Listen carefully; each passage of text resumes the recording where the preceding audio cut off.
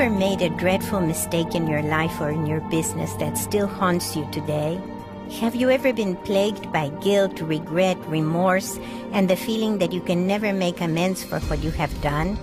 Even with the best optimistic attitude and great work habits, it can be difficult to face the losses that were incurred in the past. In this film, you will meet a woman who was facing a terrible mistake that had put her family in financial jeopardy. In little more than an hour, she had a new understanding of how to tap into the greatest source of strength in her life so that she can face each day with courage, determination, and love. You will also see how it is possible to change a relationship by changing one person. Our story begins at an Anthony Robbins seminar of nearly 3,000 people. Tony has just been talking about the spheres of life. Most people have three major spheres of life: yourself, your work, and your relationships. And most people focus mainly on one of these spheres, a little bit on the second sphere, and only a minimal amount on the third sphere of your life and activity. Tony is asking participants to stand up and share the way they had prioritized their spheres. Lindsay stood up to share. Tell us, what were your spheres? What was the focus within them? What's the cost? What do they need to be? How's it going to change your life for the better? How about this lady right back here? Yes, ma'am. Give her a hand. What's your name? Where are you from? Lindsay, and I'm from Brisbane. Lindsay. All right, Lindsay, tell us, what were your spheres? What were you focused on within the spheres? What's been the price? My spheres, I think, were equal in what I'd say my work. My relationship would be the smallest part. And Your work and? My work and myself. Okay, are we equal? I think so. Okay. Yeah. And my relationships, I think, the smaller of like the little dot in the island down below. Okay. And what have you been trying to get through the work? What needs were you trying to meet primarily at the top of your work and yourself? I have had a very severe gambling problem over a number of years. I managed to kick the habit of that about 12 months ago, but unfortunately I've been left with enormous amounts of debt. For me to get rid of the debt, I need to work. Okay. So now we have what the real challenge is. You're really working for what need then? For me, I think. No, but which need? Connection and love, growth, contribution, certainty, variety, significance? What's the main reason you're working? According to human needs psychology, all human motivation can be explained as the desire to meet one or more of 6 primary human needs. These are certainty, the need for stability, safety, and comfort; variety, the need for stimulus and change; significance, the need to be special and worthy of attention; connection and love, the need for connection with others and ultimately to love and be loved; growth, the need to develop and expand; and contribution, the need to give beyond yourself. In order to understand any behavior, whether it is someone else's behavior or your own, it is important to understand which need you are trying to meet. For instance, it is one thing to try to make money out of a craving for certainty and safety, and it is a very different thing to try to make money out of a sense of contribution and growth. Tony is asking Lindsay to understand the deeper motivations in her life right now. I'd say to reestablish the connection and love with those I've hurt. Okay. And so you're working to reestablish it. That's what's behind it. But when you think about going to work, mostly you're thinking about making money so that you can do well enough to reestablish that. Is that right? Sort of, but I think mainly I just feel through the days of gambling I've managed to get rid of the habit itself, but the hurt or the baggage that I have left is the debt that's behind. So I used to smoke a lot and I used to drink a lot when I gambled as well, both of which I've been able to kick the habits of also. But the one thing... Give her a hand for that. Lindsay shows her strength as she explains that she got rid of her gambling, smoking, and drinking habits. But she is tearful as she talks about her baggage, the heavy debt that she carries. As Lindsay offers the word baggage as a metaphor that symbolizes her problem, Tony will use metaphors and symbols to transform Lindsay and her relationship with her husband.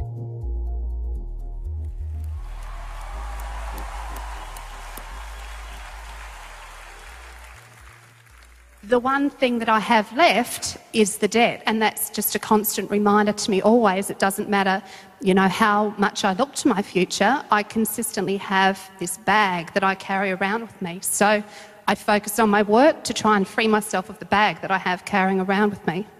Well, what if you put the bag down? Life wouldn't be as heavy.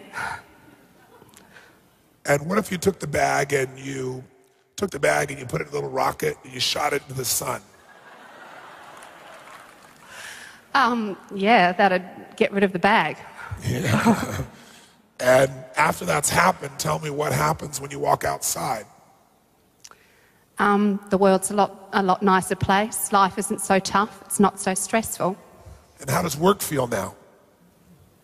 Work's actually always felt great. I love what I do. Oh. I honestly enjoy what I do. I'm blessed to know that what I can do, I can earn money from, but I really do sincerely enjoy what I do. It's not difficult at all what I do work-wise. A moment ago, Lindsay tearfully expressed her pain at having to work to pay off her debt, the bag that she carried. Tony gave her 3 metaphorical ways of getting rid of the bag, and now Lindsay cheerfully explains that she loves her work and that it's not difficult at all. Such is the power of metaphor. A metaphor is a word or a phrase that represents one thing while symbolizing something else. Metaphors have a powerful influence on the unconscious mind. So a bag can be simply a bag, or it can symbolize a heavy debt. The imaginary act of setting down the bag or shooting it into space symbolizes getting rid of the suffering caused by the debt. As Lindsay imagines getting rid of the bag, meaning the suffering, she can experience the love that she actually has for her work. I want to ask you that are watching, did something just happen? Now, you might think it's a little word game, but it wasn't. Watch what just happened. Right now, her reason for working just changed. True or false? Could you feel it? Could you see it? Can you feel it? Yeah, definitely. Now, how did that happen that fast? The problem hasn't gone away, just the bag. The heavy bag she's dragging along. And what I'm doing with her right now, just so you know, is remember I said your subconscious mind is the most powerful one of all, and I'll give you a clue. The brain responds to symbols or metaphors more powerfully than anything. What's more powerful, the word Nazi or the swastika? The word Christ or the cross? Now here's the problem. We feel in our bodies whatever we represent in our brains. And she's representing all of her pain attached to one metaphor called the luggage, the baggage, the heavy bag she's dragging along. And as long as she's focused on that, she can't actually notice that this has all been a gift because she actually loves her work. It actually makes her feel alive. That the truth of the matter is, she got all this from God so that she would go back to what she loves and feel productive and feel like there was something she could give on a daily basis, even when her children are going through the problems they're going through. Oh yes, I know who you are. You have a child with cerebral palsy, right? Another one with something else, I don't remember. What is it?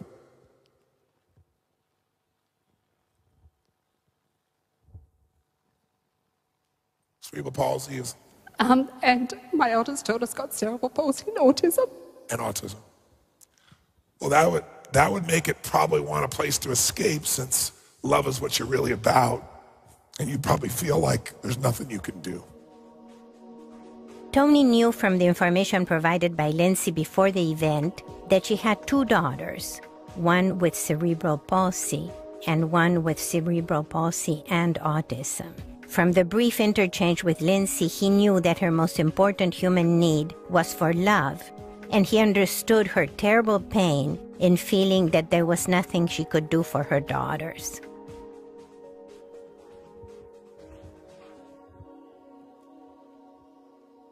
Because pain is when your life conditions don't match your model of the world.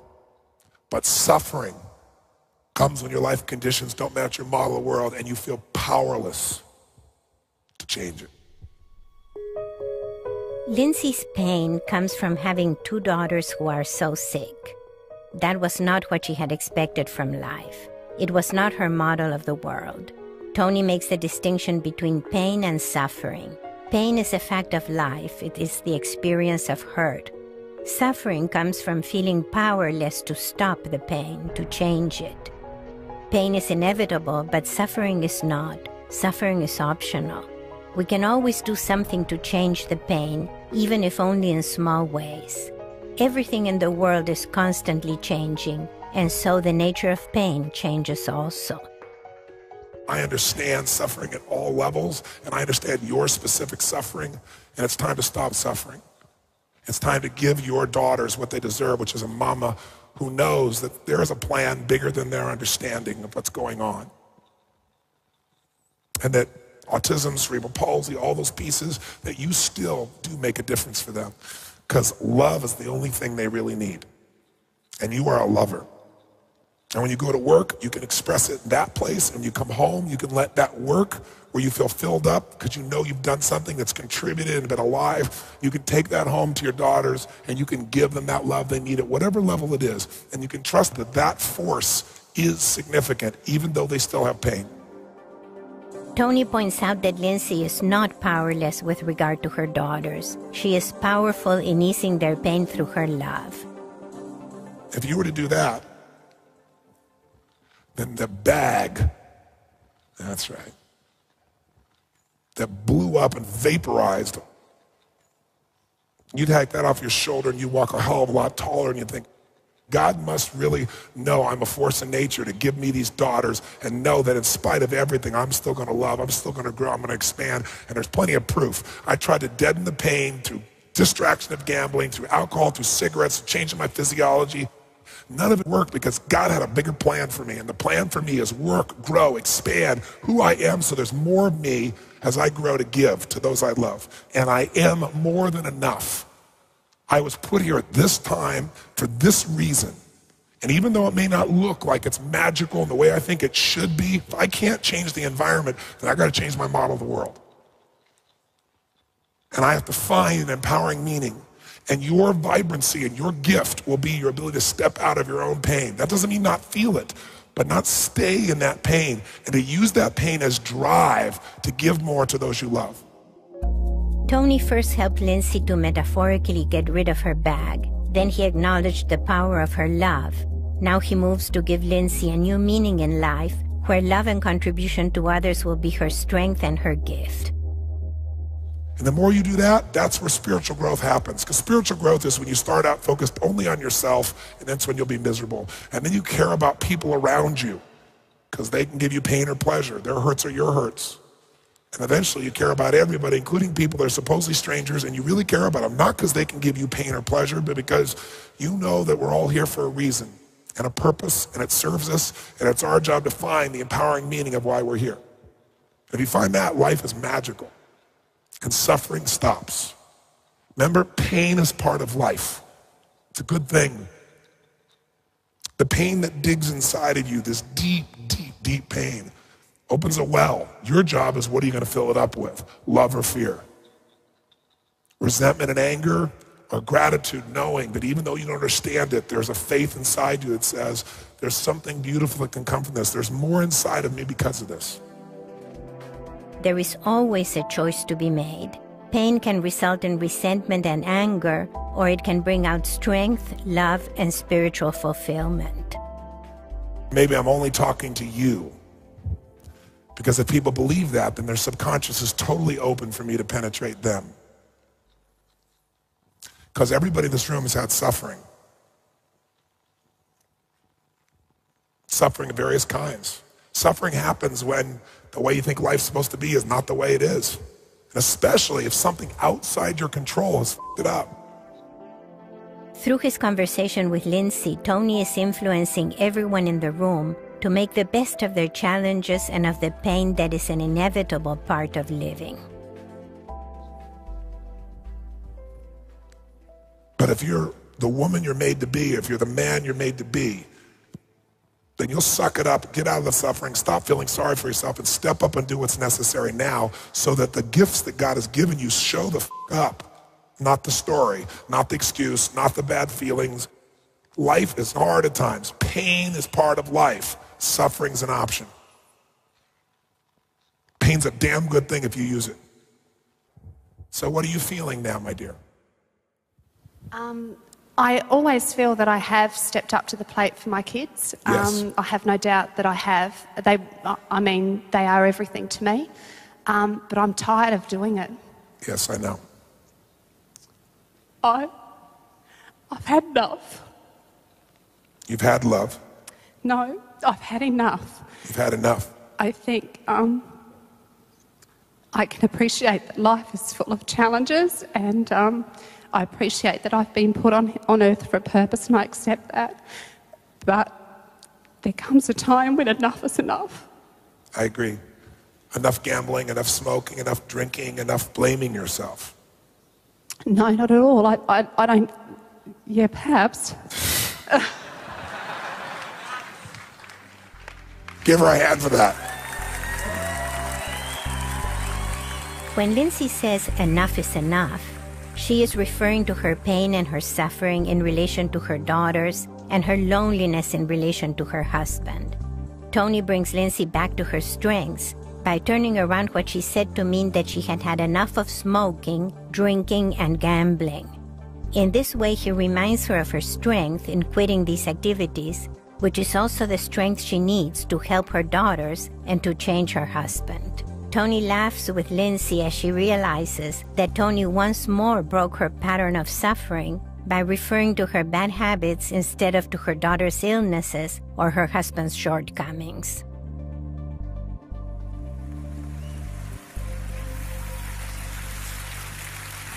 Logically, she knows it's not her. Logically, I know it's not me. But because you're a lover and because you are conscious and because you care, you've taken a level of responsibility that feels inhuman. That's what has to stop. Not the love of your children. Not the having to support them, because even though it's a pain, it's difficult, it's overwhelming, it seems like you can't win. God wouldn't give you the challenge if you weren't strong enough to make it happen. Because if you don't believe in God, believe in dog and become dyslexic. And as the dyslexia begins to shift you, dyslexia gives the ability to see things reversed, doesn't it? When somebody has dyslexia, what's supposed to be in the front goes in the back, what's in the back goes in the front, or letters reverse.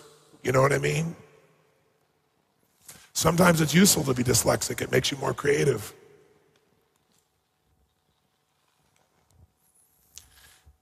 You know, there's an old story that I'm sure you've heard of regardless of your religion. It's the story of Saul to Paul.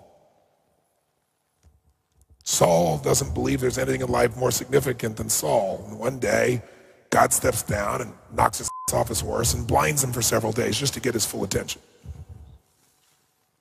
And suddenly, he begins to realize life is about love, not about significance. It's not certain, because who knows what's going to happen tomorrow? You think you know what's going to happen tomorrow? You don't have a clue. Life could change like that. Everything you think is so important could change like that. So maybe what you got to do is what's everlasting that you can experience, which is giving your gift of love. Not getting it, giving it. Because when you give it, you get to feel it, and then it's guaranteed whether somebody returns it or not. So I appreciate your honesty where you caught yourself. So what has to stop is the blaming that you do subconsciously, that you've used then to punish yourself. The punishment has to stop. The bag is vaporized. So now what do we do, Lindsay? Tony is using a confusion technique. He talks about God and dog, then about dyslexia and Saul de Paul, in a way that he is confusing and difficult to understand. By confusing her, he gets Lindsay's full attention. In trying to grasp the meaning of what Tony is trying to say, she is ready to accept his first clear message. And that message is that there is a difference between wanting to get love and wanting to give it. And that love is really about giving, not about getting. Now Tony is ready to ask Lindsay the question that leads to real change. What is she going to do? So now what do we do, Lindsay? I need my husband to step up to the plate more. I feel that at times, if I don't do what it takes to make things happen, who is? And I'm not the sort of person that I really don't believe that I shoulder the burden willingly all the time, but if I sat back and hoped that life would take its course for, say, Chloe, for example, and that life would work out well for her, she'd still be fighting the battles that she was a number of years ago. Chloe is the name of Lindsay's daughter who suffers from cerebral palsy. I just feel that I'm consistently battling not only with, education boards, doctors, etc., but I'm battling with my own family who, in turn, don't step up to the plate, specifically my husband, and I'm really very tired of that also because I don't feel that, not that I dislike being the one to have to get out there and fight for her, but to have someone to go along that path with you and to share it, to me, would half it, whereas by me having to be the one to do it all the time, I also feel that you put up an enormous wall between my husband and myself, because if I don't focus on what needs to happen for my children, then I do push him to one side because my focus totally is on making sure I get the most that I can for my kids, and I don't see anybody else doing that for me. So I don't quite know how to step back and not make that happen, because it won't happen if someone doesn't make it happen. Let me ask you a question. When's the last time you blew him? Tony uses shocking language to break Lindsay's pattern of complaining and self-pity. If he had said something like, "When was the last time you told your husband that you loved him?" he would not have been nearly as effective in getting Lindsay's full attention, as well as the attention of the large group. Just as the baggage symbolizes the dead, blowing the husband symbolizes loving him.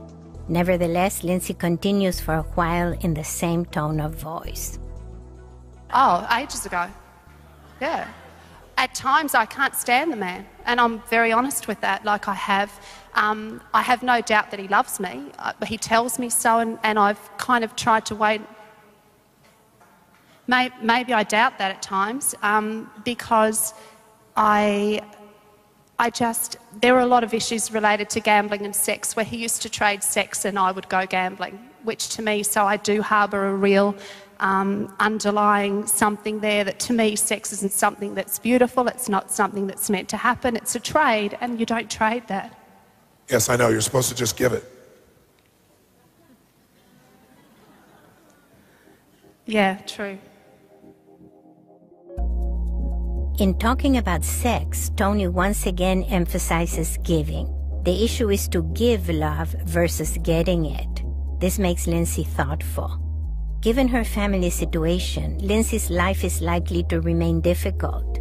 But there is a resource in her life which is currently a weakness that could become the source of greatest strength: her relationship with her husband. Tony's goal at this point is to help Lindsay to be able to reach out to her husband for comfort, companionship, and love, so that when life gets tough, they can ride it out together. Now, some of you think this is about her. Some of you think it's about him. And some of you would begin to remember that we all learn best in life throughout humanity's history through stories. Because when you're listening to a story, you make connections that you're unaware of within yourself. So remember, I'm only speaking to her right now. I asked you when last time you blew him was, and you said it's been a long time. You told me that he says he loves you, but you doubt it honestly, because you harbor resentment that if you gave him sex, he would let you do anything you want, including gamble. This is not surprising for any man, because once a man has had sex, he is vulnerable to anything. He will give anything. But that does not mean he was trading sex for gambling. It sounds like you were the person trading sex for gambling. And that could well be so. I suppose I've looked at that aspect of things, and in all honesty, I can't get my head around the fact that in many ways that he just didn't see, it's not normal in a relationship for someone to be going out to the casino gambling 4 or 5 times a week. And I really do, I'm very angry at him for not having been there and even tried to intervene when I didn't hide the fact of where I was going. I never lied to him. I didn't say I'm going A and go B. It was very obvious that that's where I was going. So, you know... Well, let me ask you 2 questions, because I hear you, but I just want to make sure we ask you a couple of questions. The first question is, in this culture, because I don't live in this culture. Oh, that's not true. I live in Mermaid Beach. I'm here, you know, 4, 5, 6 weeks out of the year, because I love the place. But I've never been in a culture where I've heard people say, I'll bet you, so often. I've never lived in a culture where everybody stops what they're doing to watch a horse race. So one consideration is for a masculine male in this culture, females as well, but a masculine male for sure, betting is a huge part of this culture. True or false? True or false? So the first seduction is that. The second piece is, if you were to step out of your husband, because I don't know him, but I know males. I can tell you something about males that ladies in this room, many don't really know, understand, or appreciate. Just like men don't understand how important attention is to a woman, really how important it is. Not attention with one eyeball on the TV and one going over here to say hello, but real, total, nothing else but you attention like you crave. Women don't understand what drives a man. They think it's sex, and they're so wrong. What it is feeling like you're significant enough to you that you will open to them. That you will open and be completely vulnerable. It f***s a man's mind up, because sex is the ultimate experience of him saying, you really love me because you've opened and are vulnerable to me. You're not fighting with me. You're open to me completely in every damn way. And that excites you, makes you happy. Because ultimately what makes a man light up, if you want to know, and ladies, I'll give you a simple test, it's not hard to figure out, is he wants to make you happy. He'll die to make you happy if he loves you. Now, men do not try to make happy a woman who they feel they cannot make happy. Because let me explain something to you ladies. Making you happy makes him feel he's a man. Failing to is like cancer. He might as well be dead. That's why most men, and men, ladies, I know you know this is true, but I'll ask the men, and men, I want you to be dirt honest. How many men, no matter what you like, women say, oh, you like, you know, breasts, you like rears, you like legs, you like whatever. How many men here think, there's no question, no matter what a woman looks like, if she's happy, if she's smiling at you, you're f***ed up. How many men can agree with this? Say aye. Gentlemen, if you agree a woman's smile is the sexiest thing about her, say aye. If you hear their voices, they're not bullshitting you. In fact, there can be a woman who a man can look at at first because she seems so sexy, and he may keep looking, but there's a part of him that starts to shift when he sees she really isn't happy. And if he thinks she's happy, he like makes it up. His biochemistry takes over and he's with her for a period of time. The reason he wants to get out of there is he discovers he was wrong. But if he can make you happy, a man lights up like a Christmas tree. Now, most men don't know how to make a woman happy because there are times in which a woman does not want to be happy. True or false, ladies? She doesn't want you to make her happy. She wants you to understand. She wants you to appreciate. She wants you to feel her pain. Now, you don't understand. Men's whole job is cut the pain off and move forward. Because here's what women do. Women energy, feminine energy takes little shit and makes it as big as possible. And masculine energy takes big shit and pretends it's really small. True or false? All right, that's what it's about. So if you want the truth instead of your anger, then I can tell you the truth that I know because I've been with 3 million people, both male and female. I could be an idiot, and I'd have to know this because there aren't that many patterns. This man wants to make you happy. He wants to feel needed and desired by you. When you would have sex with him and desire him and everything else, and he'd feel lit up like, oh my God, she wants me. What do you want? Anything. I want you to be happy. So gambling, I'll bet you, this culture, go for it. It lights you up. It makes you happy. You're not happy all the time. How would you be happy with all this in your life? So if you can get a little escape and go bet, and it makes you happy and it makes things better, why not? It wasn't because he didn't give a about you. It wasn't because he didn't care. And he was not responsible to know what the was going on inside you, even though you wanted to. Because if you're a woman, you expect a man knows everything you're thinking. And men are like, I'm not a mind reader.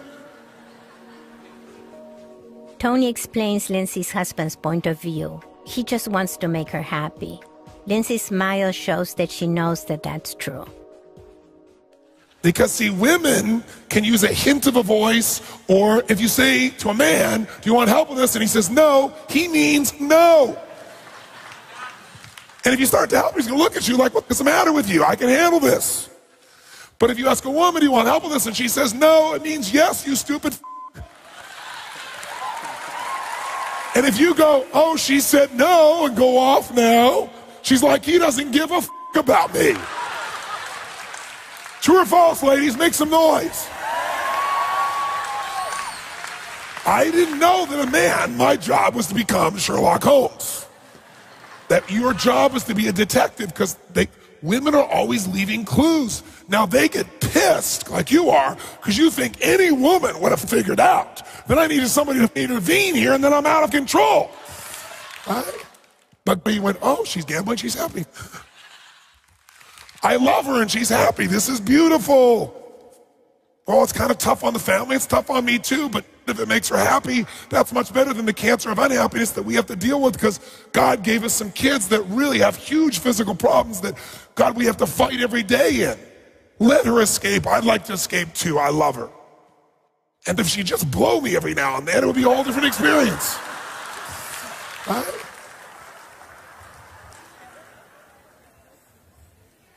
But now, you don't suck his.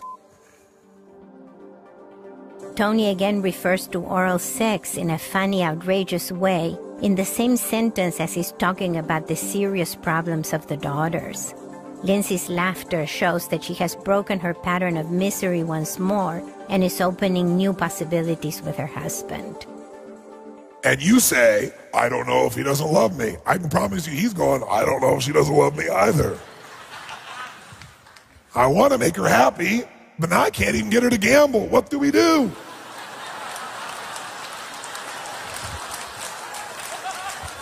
He doesn't know you're carrying luggage around. He thinks you're just going to work. Because for him, work is an escape. Work is a place to be certain and significant, because he doesn't feel significant with you. He can't significantly change how you feel. He can't do anything for his kids that really seems lasting, so he's impotent. He feels emasculated, so he might do really stupid things that you can't understand, like take control of you or say something stupid, because he feels like you make him feel insignificant all the time. And he had this problem before you met him, by the way. Just like you had the problem before you met him. Yes, you did, and yes, he did. Not this problem, not the story of this controlling behavior or lack of attention or not doing what's there. The problem inside of putting significance above love. Let me give you an example so you know what I'm talking about. Everyone in this room has times in their life when they go into what I call a crazy 8. Please pay attention and you'll understand your life in a different way if you really listen right now. Here's what a crazy 8 is. There are 2 extreme emotions human beings feel.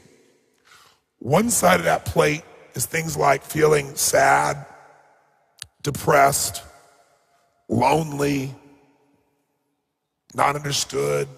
How many get the feel of the type of emotion I'm talking about? Different words, same feeling. Raise your hand if you know what I'm talking about here. Say I. The other side of the crazy 8 is emotions like frustration, anger, resentment, maybe even rage. Now, most human beings trigger an interesting response when they feel out of control. When they feel powerless to change something. Their husband or wife, their children, their body, their work, their boss, right? Their addiction. And when you feel out of control, what people do is they go into crazy 8. And what that does is they go to one of these emotions to the other. And which one they go to, where they go first sad and depressed and lonely, or where they first go frustrated, angry, pissed off, has more to do with which needs have they learned to value. Significance and certainty, even though they want love. If it's significance and certainty, which emotion of it is going to fulfill that faster? Feeling certain and significant when you're feeling insignificant and uncertain. Which one, sad or angry? Quick, which one? Which one? And on a 0 to 10, how high will you get that significance back? 0 to 10, where's it going to go? 10. Certainty, how high? 10. And how fast can you get it when you get pissed off? And you just witnessed her do it, talking about him. Lindsay started out the conversation talking about her tremendous burden of guilt for gambling her way into debt. But once she started talking about her relationship with her husband, she quickly started blaming him for not stopping her when she was out of control. This anger is a way for her to meet her need for certainty and significance in the very moment that she feels most insignificant, when she's feeling regret over her past addictions. This kind of paradoxical blaming is most often seen in intimate relationships, where you blame your partner for your own mistakes and defects precisely because your partner is supposed to be there for you and take care of you. The next time you feel like blaming someone close to you, ask yourself, which of the 6 human needs am I trying to meet right now? Usually anger serves to meet your need for significance and certainty precisely in the situations where you feel most insignificant and uncertain. Ask yourself, what thought am I having that is making me feel insignificant and uncertain? If you can understand exactly why you're getting angry, you can take responsibility for the real reason why you're blaming your partner. Now Tony will explain to Lindsay why she only goes to anger as a second choice. Did you see that? But she didn't start there, because she doesn't go there first. You know why? Because she doesn't value significance most, she values love most. So people who value love most and connection tend to go to sadness first, right? They feel sad because, oh my God, I'm not understood, or I feel alone, or I can't do anything, or I'm not good enough, or blaming themselves for the problems in their life. And so here's what happens. They feel sad and depressed, and what needs they get? Connection with themselves. Because they're usually busy taking care of everybody else. Right, Lindsay? Take care of everybody else. Am I right? Yep, that's right. So she takes care of everybody else, but she does it for a reason, because it gives her a sense of connection and love, and a sense of meaning and significance, but through the filter of connection. But when it doesn't feel like it's significant, I feel sad. So I feel connection with myself, because I'm normally taking care of everybody else. Now I feel for myself. I feel sorry. I feel sad. I might feel lonely. It's variety, because it's a different state that I'm in when I'm taking care of everybody else. But you know what? If you had somebody right here sitting on the stage right now, and they are crying uncontrollably, and I do nothing, I have no talent, no ability, nothing. All I do is just stand there and listen. Will they eventually stop crying, yes or no? Yes or no? Yes, because the human body needs variety. It needs variation. So after a while, a person gets tired of feeling sad. They feel tired of feeling connected, and they still feel tired of feeling uncertain, and they feel tired of feeling insignificant. So you know what they do? They go, I'm not settling for this shit anymore. You know what? He should have seen that. He shouldn't be doing that. She shouldn't be doing that. God shouldn't have done this to me. This is bullshit. And now the person gets frustrated or pissed off or angry or rageful, and what do they get? Significance at a 10. Get it? Certainty at a 10. And even some connection with himself at a 10. But if you leave somebody up here and they're screaming in rage and saying, F you, I hate you, you son of a bitch, and you don't do anything but stand there and listen, will they eventually stop being angry, yes or no? Why? Because the human nervous system needs variety to survive. And by the way, when you're pissed off and angry, what are the muscles in your body like? Are they tight or weak? Which one? Is the energy strong or relaxed? So you got tension and pressure in your body, which feels really good when you feel like you've been hurting and a victim for a long time. But after a while, I don't care what you do, the body has got to let go. So what happens? You got to let go of the anger. So you know what the person does? They go, It's really just this helpless and it's hopeless and it'll never work and no one understands. And you go back to feeling sad. And guess what happens? All the tension. Think about it. When you're feeling sad, when you're feeling crying, when you're feeling, alone, what happens to the energy in your body? All the muscles relax, doesn't it? Everything lets go. Even though it doesn't feel good, it lets go. You connect with yourself. You feel that feeling again. It's variety. And after a while, you get tired of feeling that way and you get pissed off again. You get tired of pissed off and you get sad. And pissed off and sad and pissed off and sad and pissed off and sad. How many of you here have done this in your life? Raise your hand about an issue. Say I. And when does it happen? When you have the illusion that you have no control. Tony is really explaining to Lindsay the pattern that caused her to get addicted to gambling, drinking, and smoking. She had been caring for her daughters, whose medical conditions were so severe, it was hard to feel that any help was ever enough. This thought made her feel so insignificant and uncertain that she would snap out of the mode of caring and nurturing and into anger and frustration. In order to escape from that crazy 8 pattern, she would go gambling or drinking, which changed her physiology and her environment.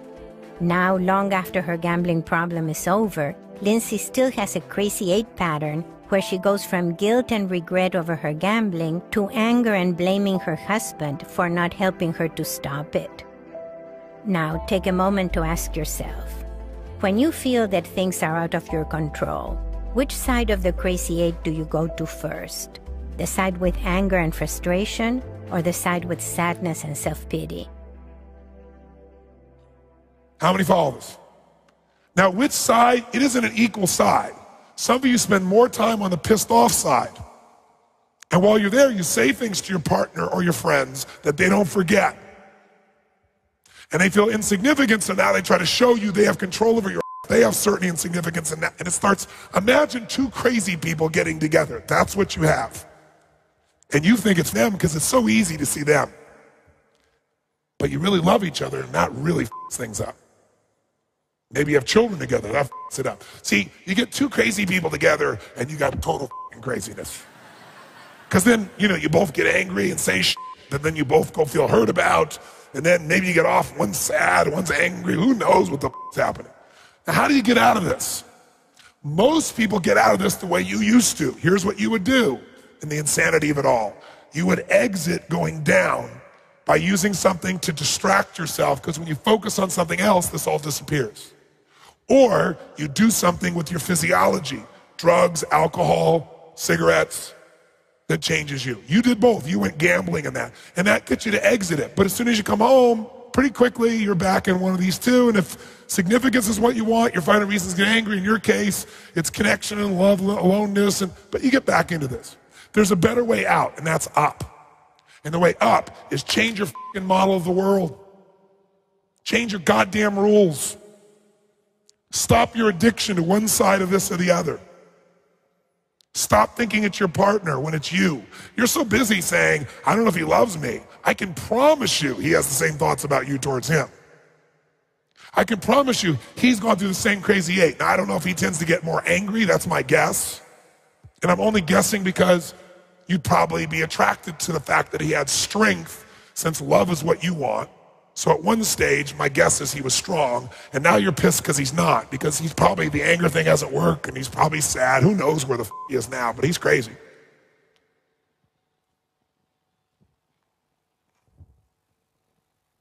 Any truth in anything I just said? Yeah, I'd say you're pretty right. In what way?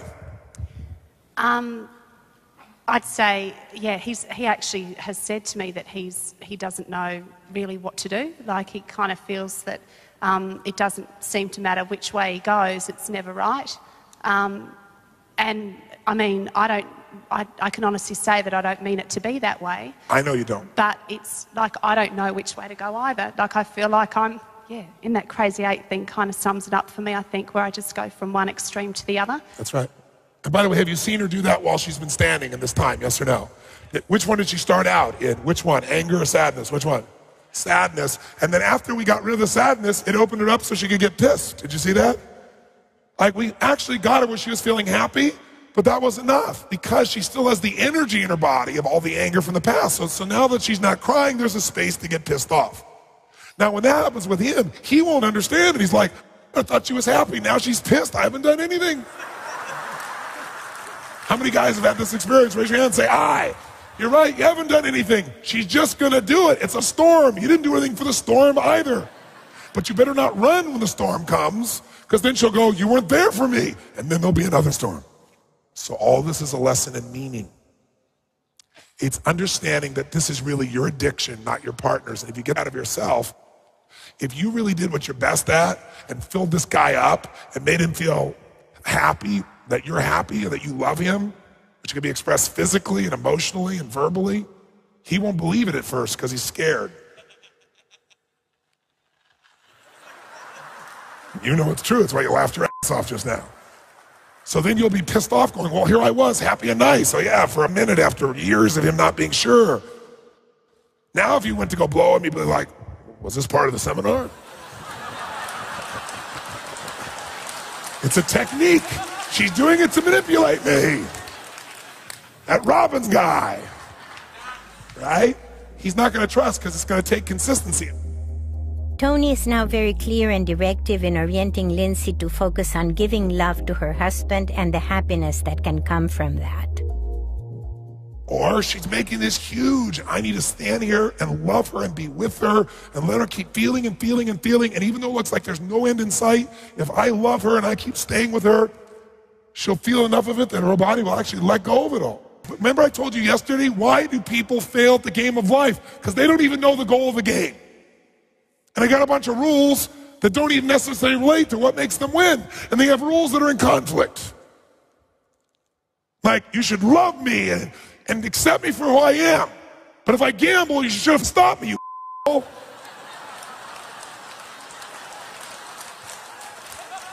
And then other people have different rules, especially if they're of a different gender, about how to win the same game.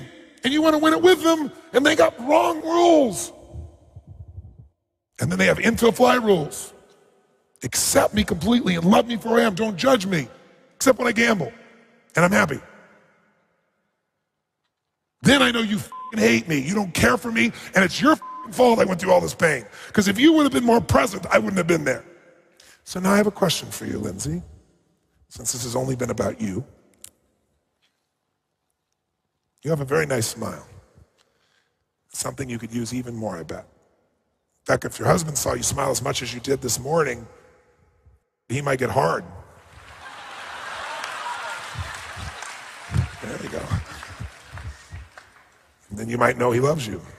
But I know that's not how you know. You know by him understanding and taking time and figuring you out. Send him to me and I will teach him these things. In the meantime, don't expect a blind, deaf man who worships you to understand how to make you happy, especially when you don't want to be happy at times. It's just dumb, and you're not a dumb woman.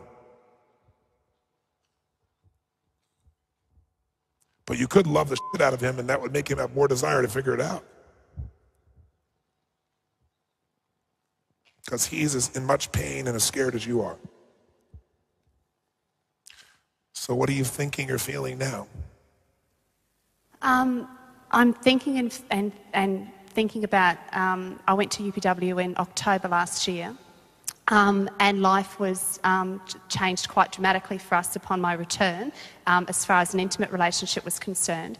And I must admit, life was a lot rosier at that time, and yes, he did stand there shaking his head saying, what the f*** is going on here? Oh my God, what happened? God, you were there for 4 days, what's wrong with your life, da-da-da. So I can understand what you're saying is the old story that you don't give to receive, you give because that's who you are. Give her a hand for that for starters. It is clear that Lindsay has incorporated giving love to her husband as part of her identity. And really, my biggest challenge for myself, and one that I'm ready to step up for definitely, is that my past is my past, and that I have a very bright and rosy future, as do my kids, of which I have no doubt. Give her a hand for that. Beautiful. Lindsay is now able to see a bright future for her children, quite a difference from how she started less than an hour ago. But I guess most of all is I really do have no doubt that Jason and I are meant to be together. I think we've stood the test of time well and truly. Give her a hand for that. Look at that smile.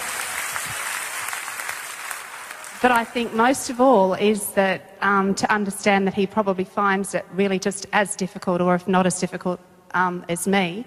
And he is more confused perhaps than I am, and we really do...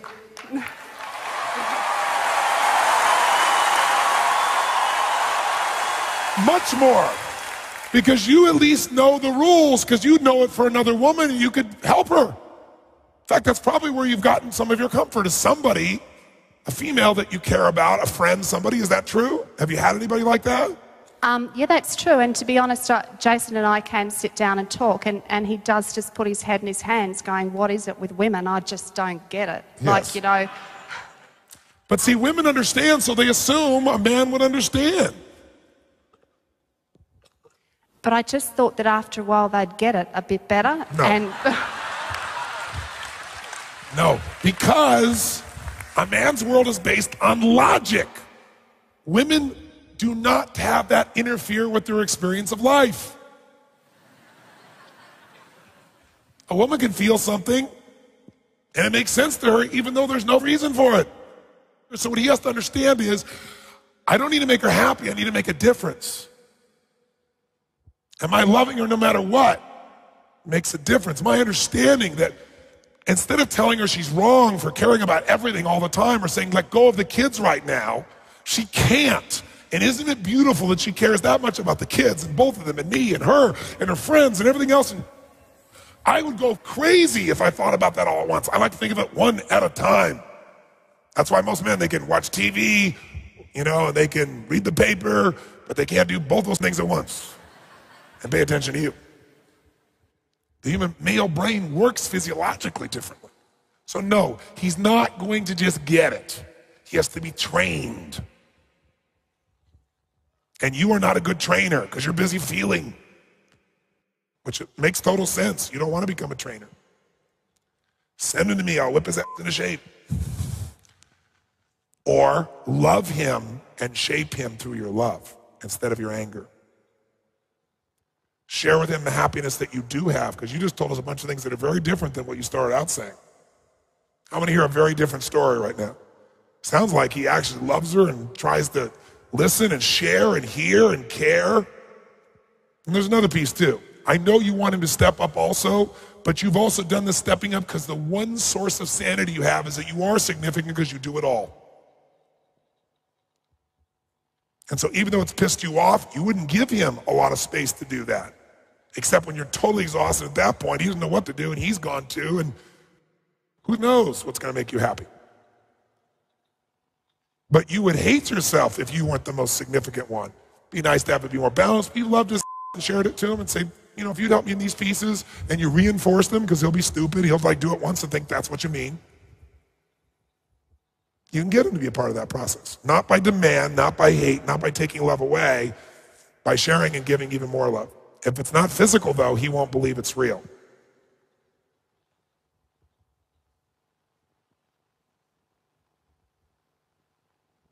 And you're the only one who needed to hear this conversation, Lindsay. That's why we took so much time on it. So where do we go from here?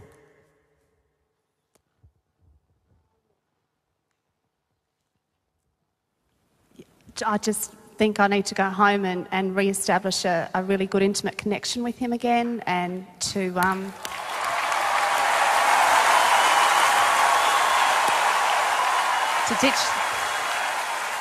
ditch the bag would be probably a really good start as well. So do what with the bag? To ditch the bag, or to blow the bag up, or yes. all of that. The male thing is blow it up. Women would just ditch it. That's great.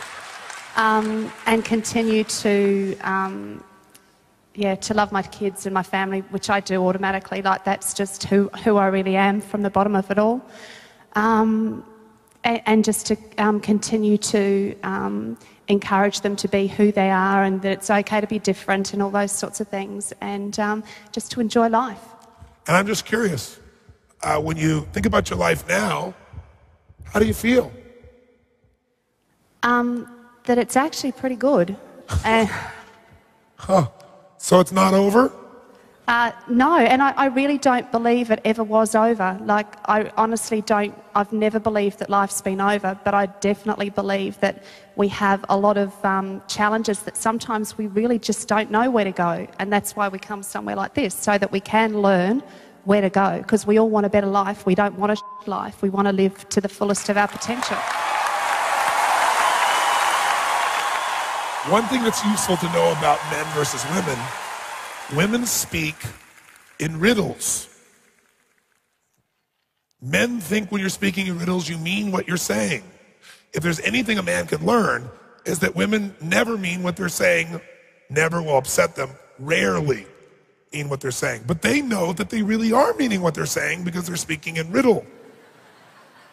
So when you said earlier, it's over, I can't do this anymore, I can tell if you say that, he's going to go off panic going, I have failed. Ultimately, life is ending, it is over. He didn't know that it was a storm that would pass if we would just talk here for about 45 minutes. And now life will be wonderful and great and compelling in future. So the men in this room may want to remember this conversation and know this woman, even though she doesn't look like the one that you spend time with, the core of it is the same. The story may change, but the core is the same. Listen for the deeper piece. Every man, if I could give you one gift, I'd get you a magnifying glass and one of those little old hats, and turn you into Sherlock Holmes. Because if you do, you'll become a hero instead of an idiot. And you deserve to be able to win like that. And every woman deserves a man who will search and find. Because nothing lights her up more than a man who will stick with it and find. And most men, if you're really a man, that's what you're made for anyway. You love a fucking challenge. You love to break through. You love to figure it out. If you were as committed as figuring out your woman as you were that electronic device, imagine what your life would be like. Guy will spend an hour trying to figure out this electronic thing, and not even 30, woman says something, I'm out of here. Shift your focus and you shift your life. Make your woman a larger sphere. Give her a big hand. Lindsay stood up presenting a challenging story about a very hard life. While dealing with the challenges of caring for 2 children with severe health difficulties, she had become addicted to gambling, smoking, and drinking, which had put her entire family into severe financial debt. Although she was able to overcome her addictions, she was still left with not only the financial debt, but also a crippling sense of regret and guilt over what she had done. Tony instantly recognized and appreciated the degree of pain and sense of helplessness that Lindsay had suffered over her daughter's health issues. Then he asked her, what will she do with that pain? Was she going to let the pain create an atmosphere of fear, resentment, grief, and guilt, or an atmosphere of greater love, compassion, and awareness? Then we learned the real challenge. Lindsay was furious with her husband, who had not helped her break her gambling habit, and who had not prevented her from ruining the family's finances. Instead, he had not interfered with Lindsay's addictions. Tony explained the predominant emotional pattern that ruins relationships, the crazy 8. The truth is that we seek to blame our loved ones, not because it will help, not because they are responsible, but because anger helps us feel significant and certain in the moments when we feel most insignificant and fearful. Tony also explained her husband's situation. He hadn't stopped Lindsay from gambling because he loved her. He understood the hardships of her life, and he wanted her to have something she could do to escape and be happy. Lindsay understood the pattern that had led her to gamble, and that was even now trapping her in feelings of sadness and blame. She also recognized that her husband loved her and would do anything for her, just as she would do anything for her children. Her love and understanding for her husband was renewed, and she went home to him with a new attitude of love, acceptance, and compassion. Now let's visit with Lindsay and her husband Jason as they meet with Tony again 1 year later.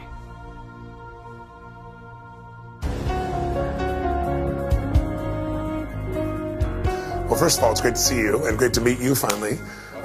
Lindsay, tell me something. You look very, very soft and relaxed compared to the last time I saw you. Tell me what's catch me up. What's happened in your life? It's been a few years of this process now. Yeah, Tony, life's never been better for me. It's really quite special now. I've really taken some time out for myself and spent, you know, lots of time looking inwardly at ways that I could change rather than having blame for this gorgeous man over here. So, yeah. Look at him, yes. So, yeah, it was just really about taking responsibility for where I was, I think, and yeah, you really helped me to see that. There were times that I was just mad with you, but... yeah, you seemed rather angry at stages yeah, when we were interacting. Yeah, but I know you do it with love, but, you know, there was times I thought, oh, I wish he was close.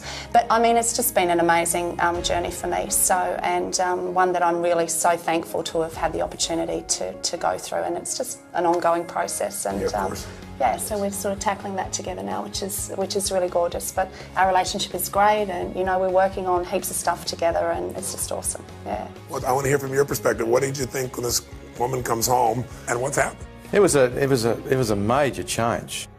I thought that guy's a bloody genius. I always said he wanted to thank you for that part of our relationship. Yeah, no, look, she has come out of it. She's gone from a very bad place, a destructive place, yes, to a place that she's out there moving ahead faster than anyone around her, really. How does it make you feel when you see her today and see the way she's transformed herself? I'm really proud of her because, you know, if you look at gambling, her addiction to gambling, and you look at just addictions in general, it's about roughly 5% of addicts, maybe a bit less than that, that actually recover, yes, that actually come back to a normal life. Yes. So the trust sounds like the trust is back. Definitely. Yeah. Definitely trust is back. And I've done some personal growing as well. You know, I was an angry little ant, and she's helped me move past that. And rather than sit there and go, you know, why could you spend $250,000, you know? Yeah. To the point where I think, it's only money and we've got a strategy to bounce back. And the strategy's working well. So we've gone from very close people to probably as wide apart as you can get before it all falls apart, yeah, to back to probably closer than we were, yeah. That's beautiful. Look at the smile on your face. I love seeing that. I love seeing you being able to be vulnerable and alive and not having to control with things at the same level. You can see it in your face, you can see it in your smile. It's really beautiful, really beautiful. That was actually the hardest thing for me. The vulnerability aspect of anything to do with life for me. I just sort of had to control everything. Yeah. You know, and in relationship-wise, that was always my core issue, was about allowing myself to be in a vulnerable position, and, and that wasn't comfortable for me. Yes. But hey, it's all good. Yeah. We've had a 180-degree turn here. Yes. The thing I've noticed, and my kids have noticed, and that is that, our kids have noticed, and that is that anything she does now, it's full on, you know? And, you know, she'd have to be right up there in, when I say people that I know in the world that are driven, focused. She'd be a great one to look up to. Wow. Yeah. Wow, it's pretty nice when your husband looks up to you. Isn't it so cute? That's nice so beautiful. to hear That's that. beautiful. Yeah. Now, you said it's only money. You know, $250,000, $200,000 we still owe, we're paying off. How do you guys both resolve that so it's not like a wound? Because a lot of people would say, that's not something I can get over because every month I got to pay that thing. How do you deal with that? What's the meaning you've given it? How have you shifted it to be able to really be in a good place about it? I actually reframed it. I look at it as my education. So we have something in Australia called a HECS debt, which means that if you go to university, yes, you take out like a payment structure where it means that you go to uni and you study and you end up having to pay X amount of money for your HECS debt or for your education. So I had a big issue with not being an academic, so I thought, I'll just make it up. So I'll just make it the University of Life, like that's my HECS debt, you know. So when it comes to pay it, because I had a major issue with making payments for something I had nothing to show for. Like, that was really challenging for me. So I thought, well, you know, how can I do it? So I just thought I'll make it my HECS debt. And so now I have a degree. I'm a professor, you know, from the University of Life. So I sort of figured it was a really cool way to do it. And that sits okay with me. I think that's helpful for people because I think a lot of people just see something as loss. And what you both have managed to do is say, look what we've gained from our life. You know, do I want to have to deal with that? No, but would I happily do that to have my life the way it is today? You bet. So I struggled with going through a whole heap of stuff and thinking it was in vain, and I thought, well, it only is if I don't do anything with it. So, yeah, so it's kind of cool. It's very cool. I mean, the truth is, I don't think people that are going through gambling or people that are drinking to that extent or have any forms of addictions when someone tries to talk to them who hasn't had an addiction, Yep. they just go, "Oh, you don't understand, you don't know." But when someone who's had all their addictions, stacked on top to extreme, talks to them, then it's hard for them to escape that. And it takes that sometimes to get leverage for someone to change. So hopefully this film will provide that for people too, so they get to see, okay, here's this lady a few years later, look at the difference still. It isn't just a one-time little hit for a week or a month or something that made a difference. You both have been really good at forgiving each other now.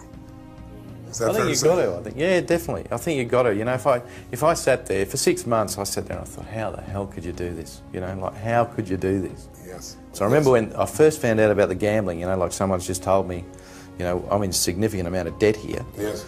And a friend of the family said to me, "What are you going to do? You're going to leave her?" And I said, "No, I love her." And that was sort of, I thought, you know, that's the time when you it really hits home. But you're hanging around, you know. Love you. Mwah. Gorgeous. You both are. You're both gorgeous. Oh, there's tears all across here, and I got them too. That's beautiful. It must make you feel incredible to know how much your man loves you, and for him to know how much you love him, that come through hell or high water, that you're there for each other, no matter what. You know, life's never going to be perfect, you know, and if you just pull together and realise that we do the best we can do. You know, I remember when you said that, I thought, I've always done the best I could do, and he's always done the best he could do. But sometimes our best was just different, that was all. One wasn't right and one wasn't wrong, it was just different, you know. But we Completely just apart did. at times, I think. Yeah, but we both did the best we could do, you know, and now we've realised that we can pull together and do the best we can do, and it's a totally different place. But I lean on him now, you know, like, and it's okay to do that, you know. Yes. If I'm having a bad day, it's okay. Like he can hack that, you know. Like I just was treating him like he was this person in cotton wool, and I had to do everything myself. But you know, he's a strong bloke. Before, you had all these rules about how your man had to be, and he wasn't that. But you had very few rules for yourself back then, as I think I pointed out to you at the time. No, Russell. But the other extreme is to go beat yourself up, and you know, to blame yourself so much that then there's nothing left of you to be able to go out and make your life better. Or after a while, you get tired of beating yourself up, so you beat someone else up. And you've seemed to have stepped out of that. Oh, absolutely. Yeah. But I was when I first came to UPW 2 years ago. Yes. I was beating myself up big time. So I'd stopped my gambling, and I'd really managed to pull my addictions into line, but I was miserable. Yeah. It was like, well, now what? What do I do now? So I'm not doing this stuff. Yeah. So what do I do? You know, I was absolutely miserable. So, yeah, it's like you stop the addictions that you think are causing you the pain, but you're left with more than you can ever imagine, and you've still got all the challenges. I still had all the challenges and things at home, so that's what was just priceless for me. How do you define yourself? Are you a gambler anymore? What's your way of describing yourself? I just see myself as a really caring person, and who just really wants to get out there and enjoy her life and be a great mum and a wonderful wife, but really kind to myself too. I was really mean to me. And, you know, no one's been more vicious to me than me. And I don't want to do that anymore. You know, I'm deserving of much more from myself. So, and I give myself the room to be that person. So, and I goof up, you know, but I don't care. It just doesn't bother me. And I don't see gambling as a part of my life at all. I just, I'll never have the impact I was destined to have if I didn't do what I did, you know. And I look at, like, our eldest daughter, Chloe. She's having quite some major challenges at the moment, which is proving to be quite difficult to deal with. Yes. But because I've been through issues that I have myself, it's almost like I did it to help her, because she has major anger issues, and she'll say to me, "But Mum, it's so hard to keep myself together long term." Yeah. And we've shared, you know, my story and what's happened, so both of our girls are very aware of that. Yeah. And I said, you know, I can share with you firsthand, Chloe, that when you want to make changes in your life, it is hard, but it gets easier. The more you stick to your guns and the more you do it, long term, the change is much easier. But it's like you're going uphill to start with, but then you get to the top of the hill and it's like you just glide down the other side and it's all good. So if I didn't go through what I've been through, I wouldn't be able to share that with my daughter. And I think, you know, she's really been such a great teacher for me. And I for her, and we've really got this really amazing bond that it's just been, it's fantastic. And we both reflect the theme that I think most people don't realize, and to me that theme is that happiness and problems have no relationship. And just being happy with little things, you know. And I remember Jason coming home one day, and there's myself and the two girls, and we've got the stereo flat out, and because we were dancing on the floor, I said, let's be really naughty. You get up on the coffee table and you just go for it, you know, and have a really cool time. And you can be happy in that moment, or you can sit on the couch thinking about all the stuff that's going on that's not great, but you can be happy anytime you want to be happy. And I didn't realise that before. And I think by coming through the whole process that I have over the last couple of years, I've realised that happiness is a choice. You can choose to be happy or you can choose to be sad. How have you grown through all of this? Because you see how your lady's grown, but how have you grown? I can see how that two people can actually make things go from, you know, no good at all into great, better than it was when you first met, sort of thing. You know, wow. It is possible as long as you're both on the same page. Yeah. You know, you've got to be both there. You know, your support person is as important as the person with the problem, yeah. Really. How many years have you guys been together? 18.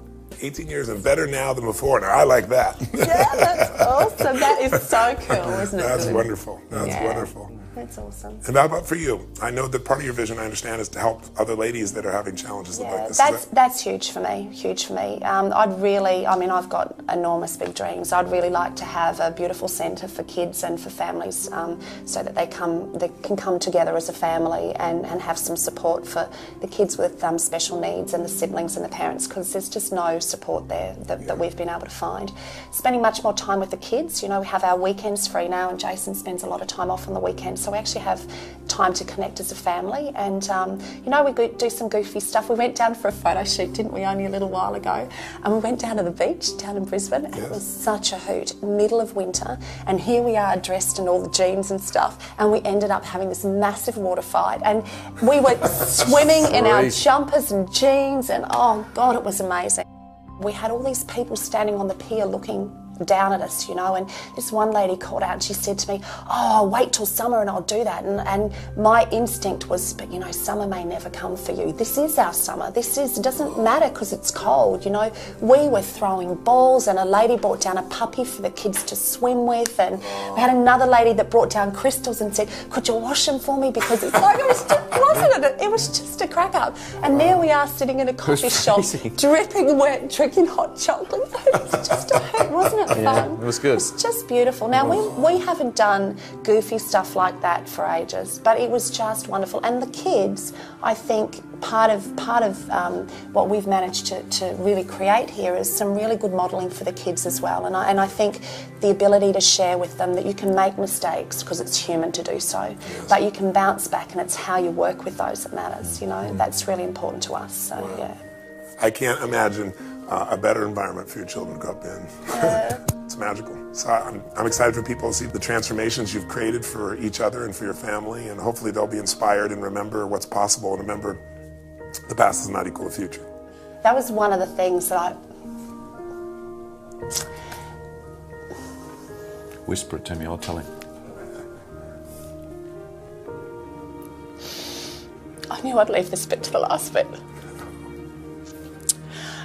I never had the chance to say thank you.